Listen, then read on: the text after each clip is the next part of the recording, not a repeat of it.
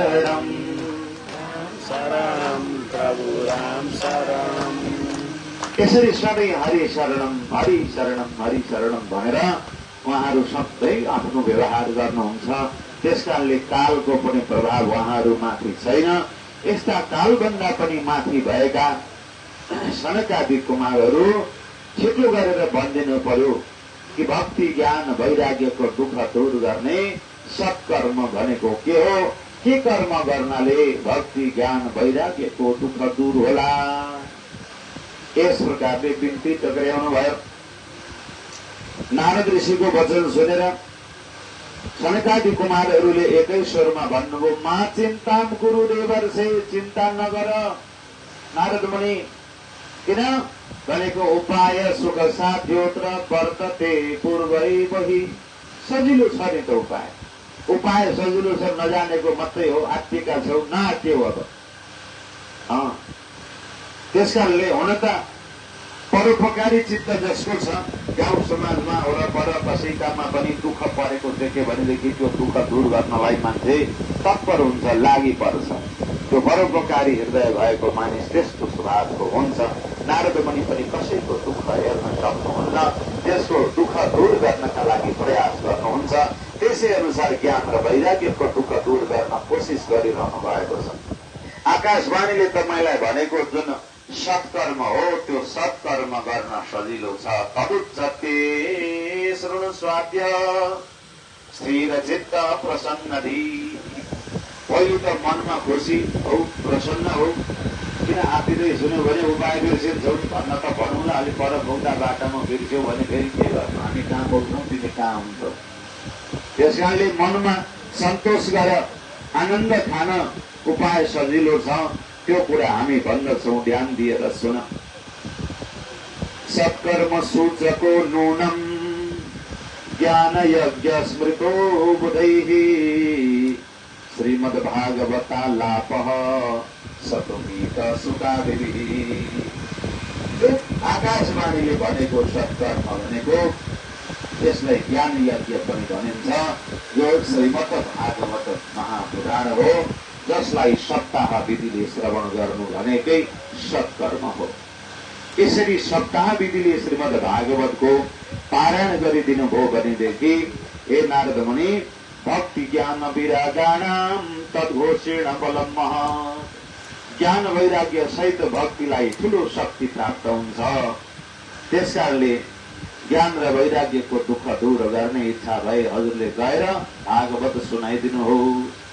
यस प्रकारले नारद ऋषिलाई सनकादि कुमारहरूले सम्झाएपछि संशय भयो, सोध्नुहुन्छ उहाँ मनमा अलिकति स्पष्ट भएन।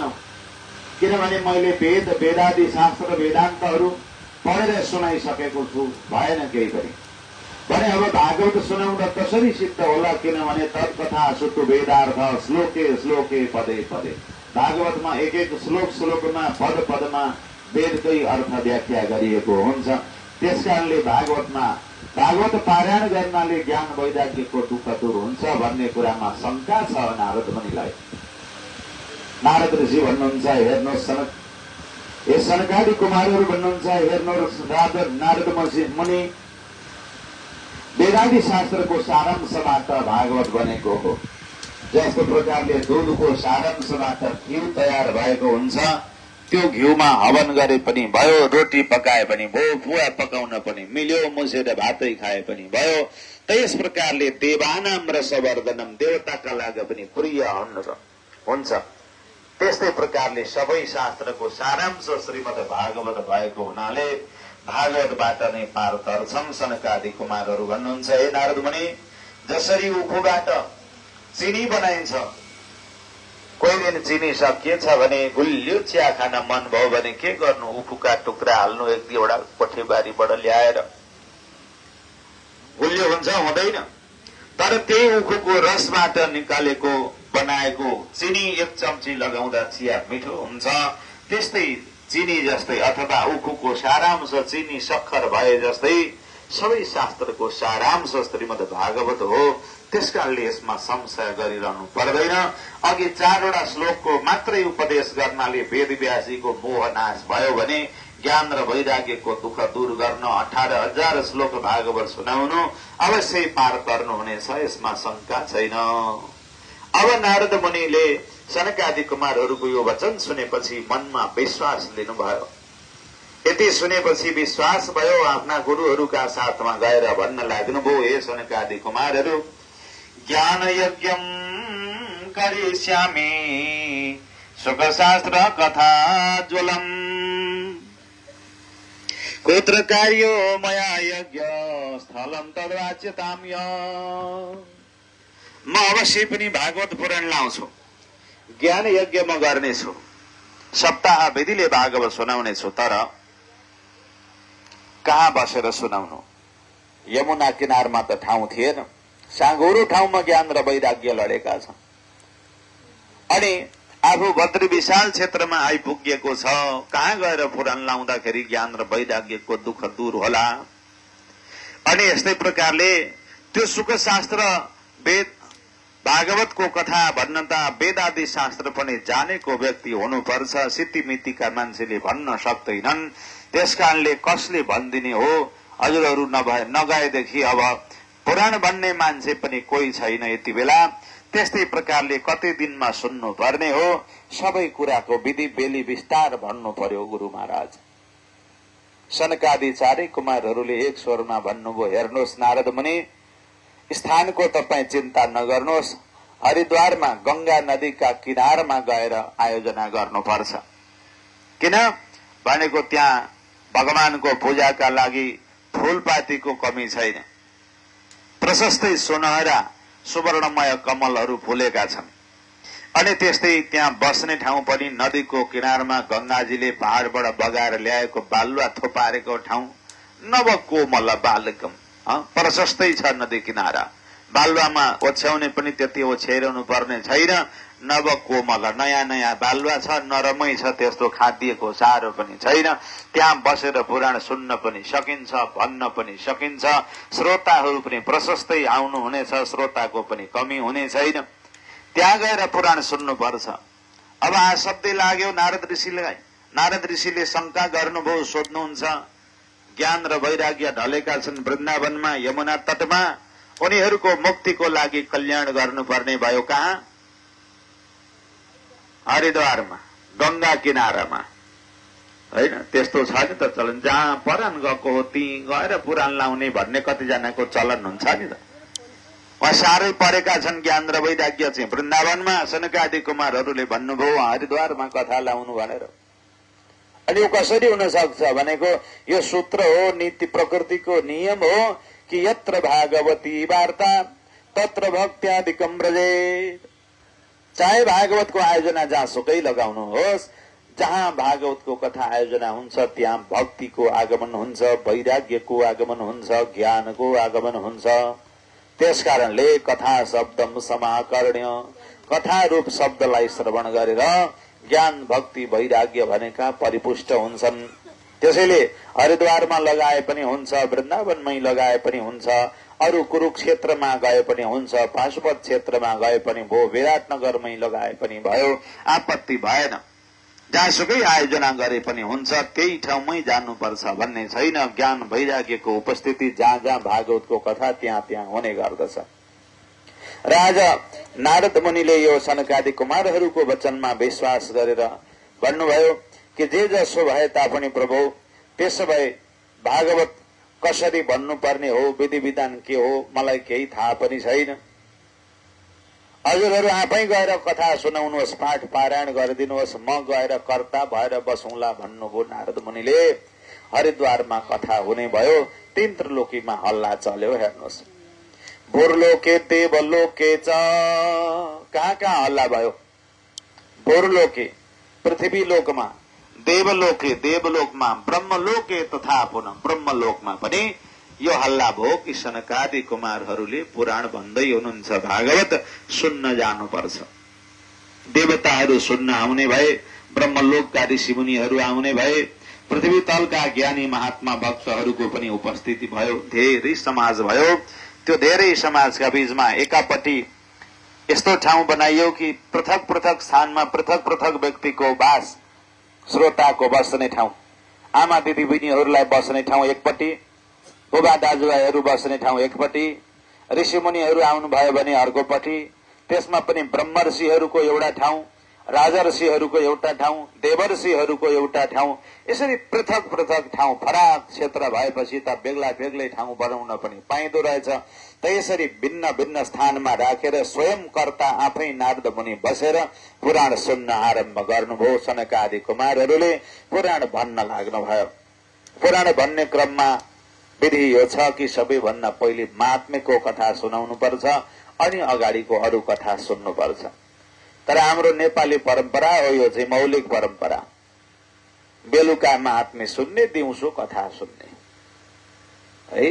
यहाँ भागवतको विधिले चाहिँ पहिलो दिन सुरु दिन थालेकै दिनमा सबै महात्म्यको कथा सुनिसकेर अनि मात्रै प्रथम स्कन्धतिर लाग्नुपर्छ।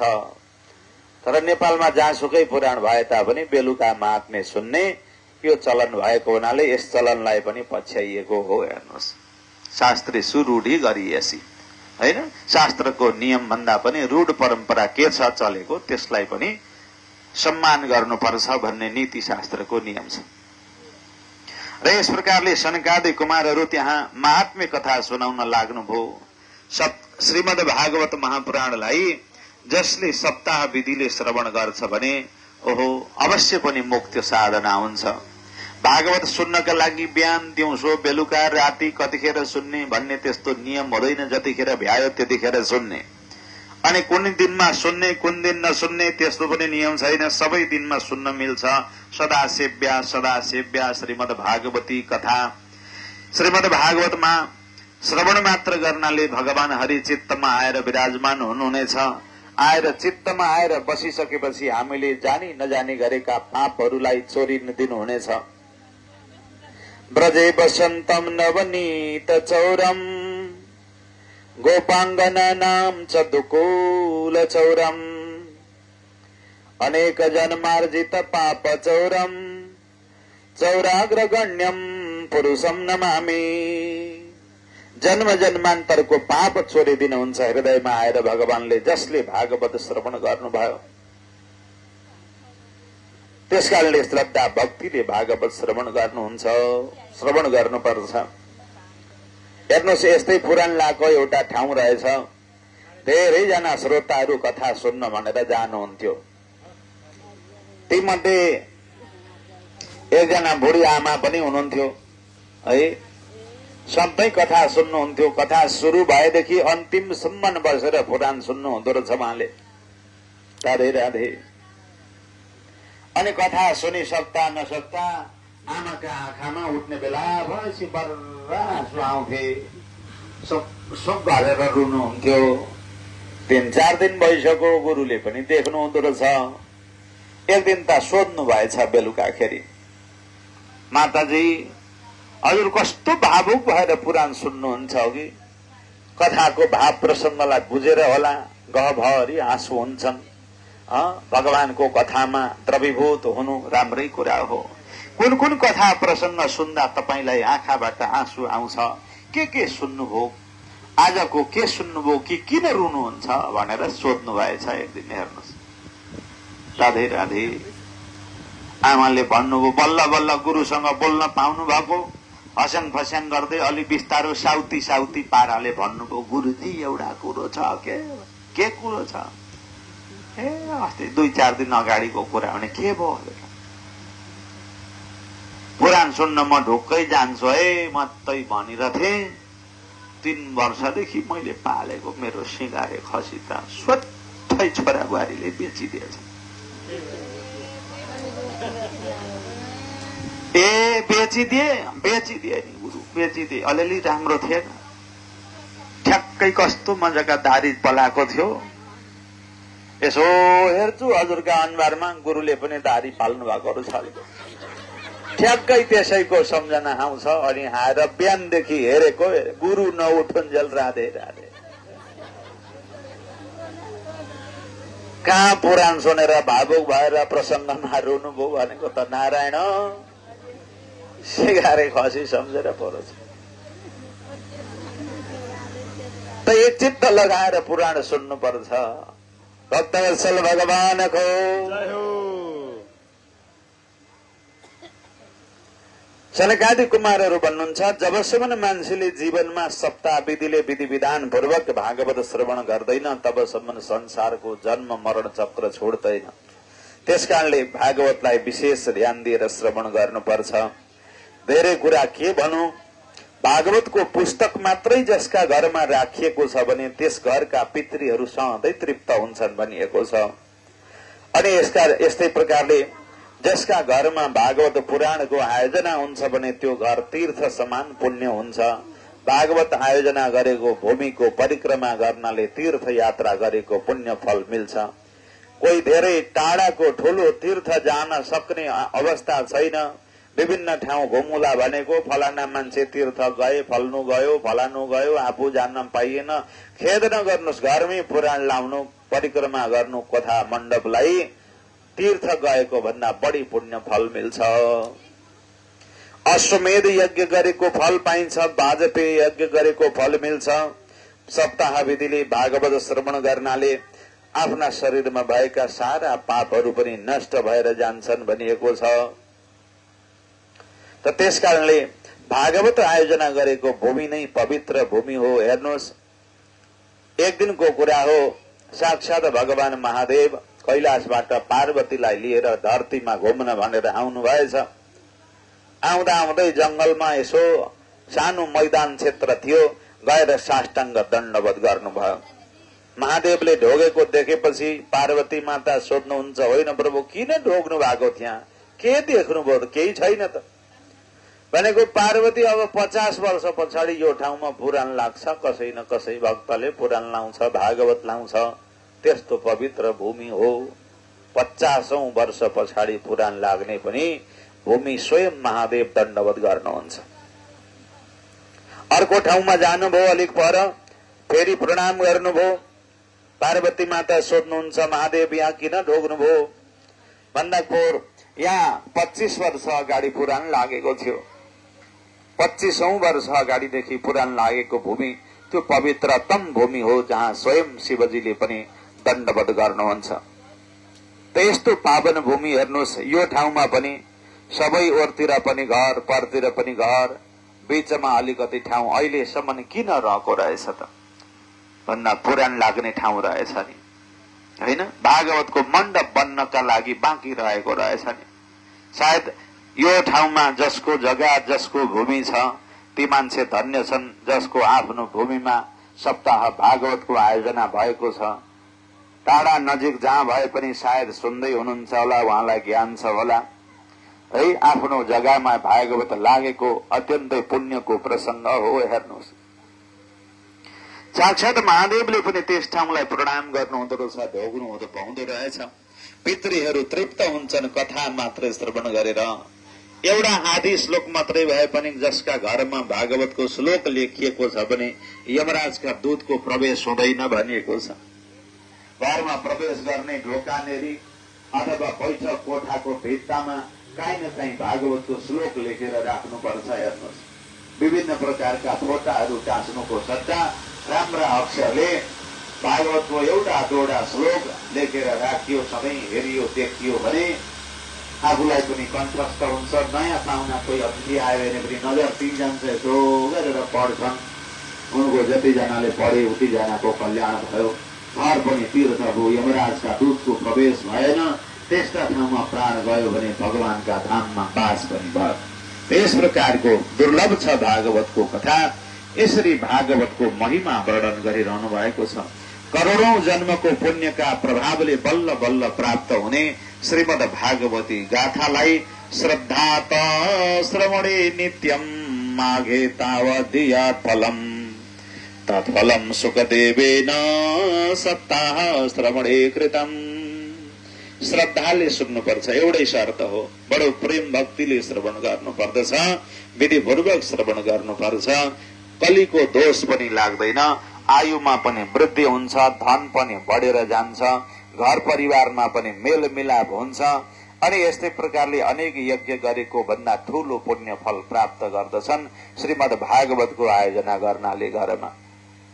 यस प्रकारको भागवतको महिमा रहेको छ। किन यति महान भयो, किन यत्रो प्रभावशाली भागवत रह्यो भन्ने प्रसंगमा एक दिन भगवान श्रीकृष्णले यो धरालाई छोडेर जाने बेलामा सोच्नु भएछ, विचार गर्नु भएछ, ओहो मैले छोडेर गएँ भने मेरा भक्तहरू के गरी बस्छन् यहाँ। यस्तो विचार गरेर स्वकीयम यद् भवेत् तेजः तच्च भागवते ददात् तिरोधाय प्रविष्टोऽयं श्रीमद्भागवतार्णवम्। भगवान श्रीकृष्णले आफूमा भएको जुन दिव्य तेज थियो त्यो दिव्य तेज श्रीमद् भागवतमा लीन गराइदिनु भयो। त्यसकारणले भागवत भनेको एउटा भगवानको वाङ्मय रूप हो, शब्द रूपी एउटा भगवानको शरीर हो, दिव्य शरीर हो। र भागवत पारायण गर्दै गएपछि भागवतका शब्द ब्रह्महरूबाट एउटा शरीर तयार हुन्छ जसलाई दिव्य देह भनिन्छ। त्यो दिव्य देहमा भट्किएको आत्मा प्रवेश गरेर भगवानका धाममा जान्छ भनेर पितृ मुक्तिका लागि भागवत लगाउने गरिन्छ। र भागवत पारायण भइरहेका बखतमा, भागवत पाठ कथा चलिरहेका बखतमा सप्ताह विधिले जहाँ भागवतको आयोजना भएको हुन्छ भने त्यहाँ एकजना श्रोताले, कम्तीमा एकजना श्रोताले नछुटाइकन 7 दिन भागवत श्रवण गर्नुपर्छ। त्यो 7 दिन किन श्रोताले भागवत श्रवण गर्नु पर्यो भन्दा तिनै श्रोताको शरीरमा बसेर पितृले भागवत श्रवण गरिरहेका हुन्छन्। जब शब्द ब्रह्ममय एउटा दिव्य शरीर तयार हुन्छ त्यस पछाडि ती कर्ताका शरीरबाट, कर्ताका आंगमा बसेका जुन पितृ हुन् ती त्यो शब्द ब्रह्ममय दिव्य शरीरमा प्रवेश गर्छन् र शब्द रूप शरीरमा प्रवेश भई भगवानका धामतर्फ प्रस्थान गर्दछन्।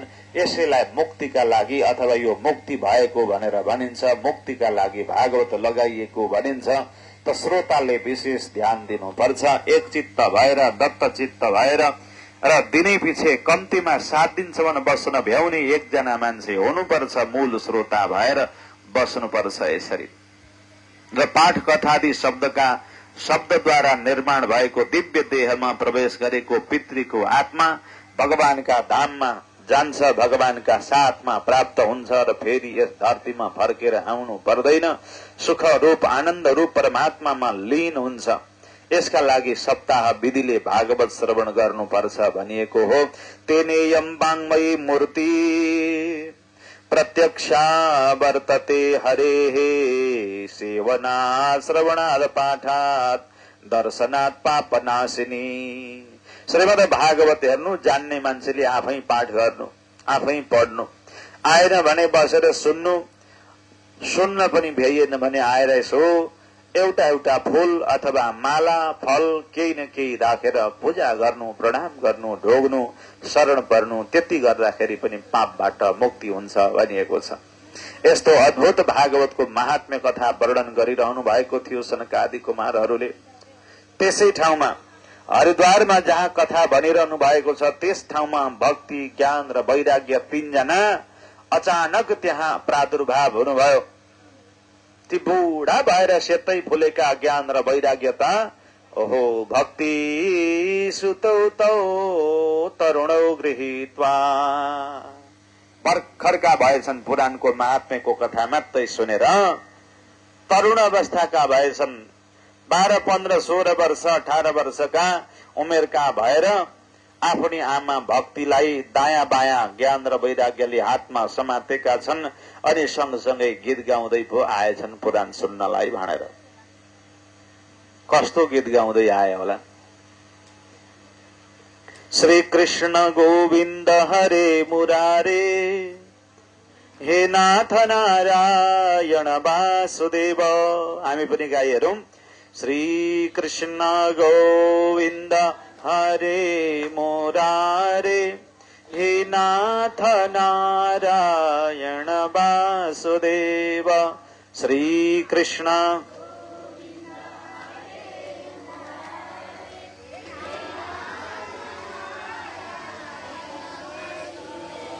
हे नाथ नारायण वासुदेव, हे नाथ नारायण वासुदेव, हे नाथ नारायण वासुदेव हे नाथ नारायण वासुदेव अनंत वैकुंठ मुकुंद कृष्ण गोविंद दामोदर माधवेति अनंत वैकुंठ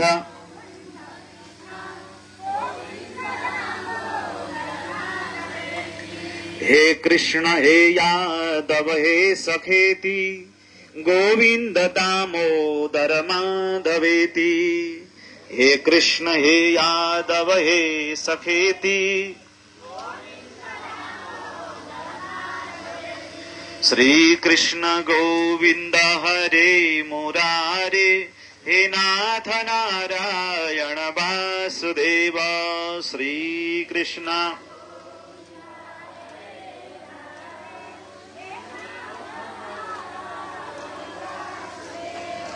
श्री वासुदेव भगवान को।